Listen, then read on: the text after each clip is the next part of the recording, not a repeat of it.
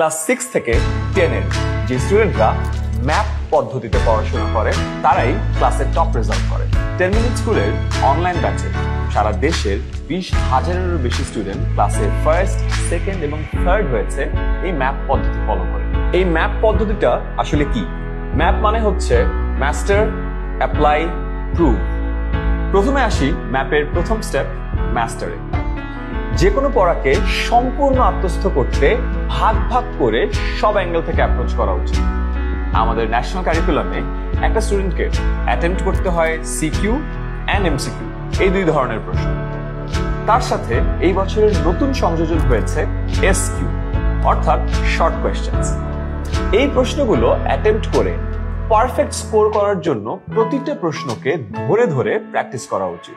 10 minute school online ব্যাচে আমরা স্টুডেন্টদেরকে সেম এই মেথডে প্রতিটা চ্যাপ্টারে আলাদা আলাদা ভাবে সিকিউ, এমসিকিউ এবং এসকিউ এর উপরে ক্লাস নিয়ে থাকে, যেন তারা প্রতিটা টাইপের প্রশ্নেই মাস্টার হয়ে ওঠে। একটা চ্যাপ্টার একবার পড়ে ছেড়ে দিলে ভুলে যাওয়াটাই স্বাভাবিক, তাই আমরা চ্যাপ্টারকে প্রশ্ন টাইপ ওয়াইজ ভেঙে ভেঙে রিপিট করে পড়াই। কোনো একটা টপিক যদি এতবার রিপিট করে এতভাবে পড়া হয় তাহলে সেটা আর ভোলা সম্ভব না। নেক্সট স্টেপ হচ্ছে অ্যাপ্লাই।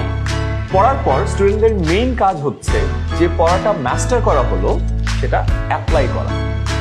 এটার জন্য একটা স্টুডেন্টকে সেম ভাবে প্রতিটা প্রশ্নের ধরনের উপর আলাদা আলাদা ভাবে এক্সাম দেওয়া উচিত, যেমন CQ exam, MCQ exam, SQ exam.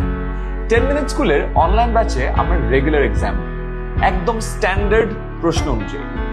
ক্লাসের পরে যেমন এক্সাম থাকে তার সাথে রেগুলার উইকলি ও মান্থলি এক্সামও থাকে। বারবার এক্সাম দিলে স্টুডেন্টরা যা যা শিখলো সেটা অ্যাপ্লাই করা হয়, মাথায় গেঁথে যায়। ম্যাপ পদ্ধতির শেষ স্টেপ, পি ফর প্রুফ। এই যে মাস্টার অ্যান্ড অ্যাপ্লাই করার পরে প্রুফ করাটা ইজ ভেরি ইম্পর্টেন্ট।